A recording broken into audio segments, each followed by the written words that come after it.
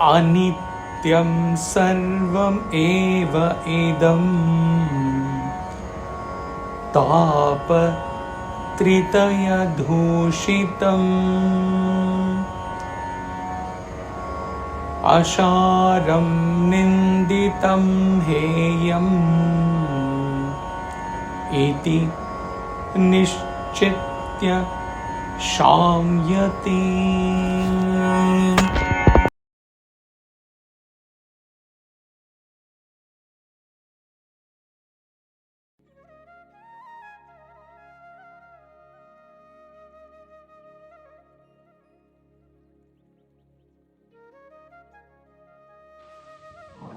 The man of wisdom becomes serene by realizing that this world indeed is transient,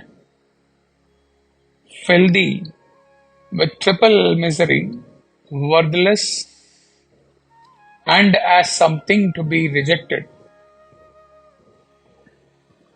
After having ridiculed the excessive desires at body, mind, and intellectual level in the previous verse, here Ashtavakra says, the man of wisdom has realized by observing the world using his intellect that the world, with all its attractions and glitter, is transient, worthless, due to the triple misery, which we will know in a while what it is. And therefore, it has to be rejected. The world has to be totally rejected. What is there today, it may not be there tomorrow.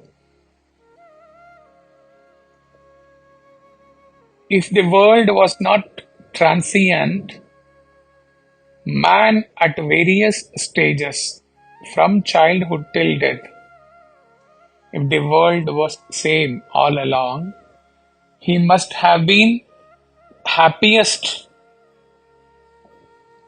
on aiming at attaining what he required from the world, and his happiness when he was a child should continue till his death, if the world was the same and only he was growing in his age. The nature of world is such that whatever we get from the world, it is not able to satisfy us eternally. The world is impermanent, which makes our lives rather unstable and uncertain.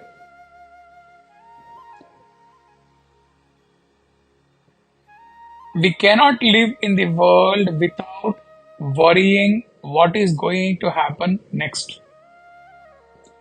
The impermanence drives us to engage in desire-ridden actions, seeking security and certainty, although they are hard to attain, and no one can truly enjoy security or certainty in the world. Our longing for life and faith in the possibility of immortality are so strong that we are not intimidated by the forces of Maya, although they are stacked against us and keep us bound to the cycle of births and deaths. That is, though many incidents in our life try to teach us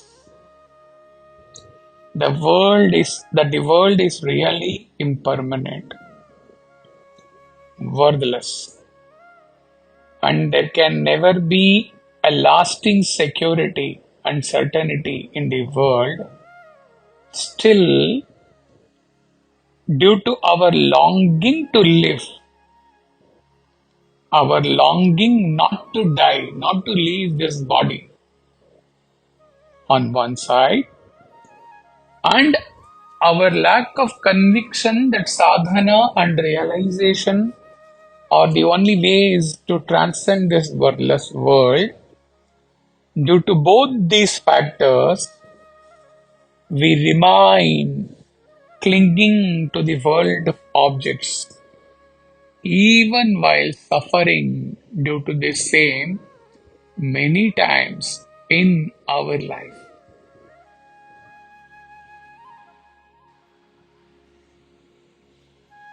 The three Mayas, as Chinmaya explains,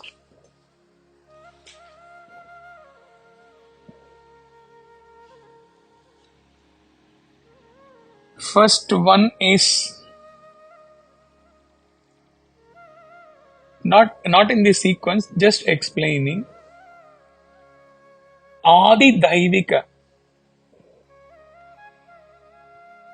From the cosmic accidents like floods, earthquakes, which we generally indicate by the expression the hand of God, Adi Daivika. Second, from the sentient beings and insentient objects and constitute the world around us, Adi Bhautika.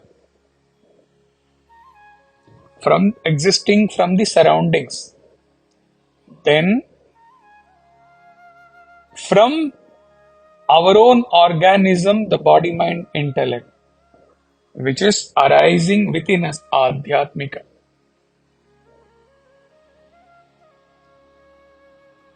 We remember the three śāmyatis are to protect us from these three miseries. All the misery and suffering which we experience in our life primarily arise from these three sources, either from within us or from surrounding us, or what we think as from God, from nature, from God. We cannot avoid them. However, by cultivating purity and attitude of indifference and detachment, we can control our thoughts and responses to the three miseries and try to experience peace and equanimity. Thus, recognizing the distinction between the self and the not self is an important step in the path of liberation. Anything other than self are all these three miseries and all other things which results or which is the reason for the impermanence of the world. This distinction between the Atman and the Anatman, self and the not self, helps us to become established in the contemplation of pure consciousness, Atman, and oneness of the self, not only in the wakeful states but also in all other states, dream and deep sleep. Though through constant remembrance and concentration, one has to soak one's mind with the awareness of the self and overcome dualities and delusion.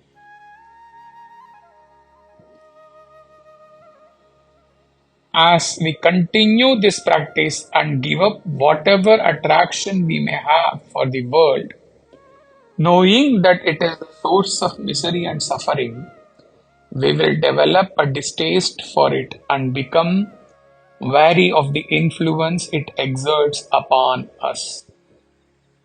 A man of wisdom condemns this world and its offering as deplorable and something to be rejected, and exists abiding in supreme self, in supreme bliss.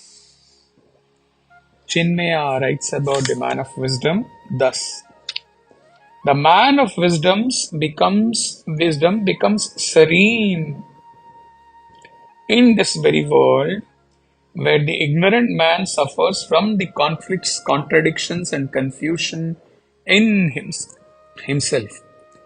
The serenity of the wise man is based upon the understanding that the world is transient and never permanent.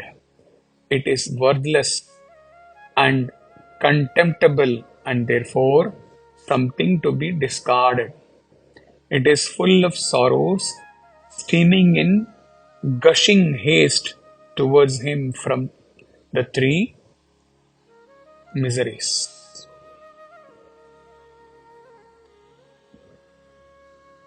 Hari Om Tat Sat.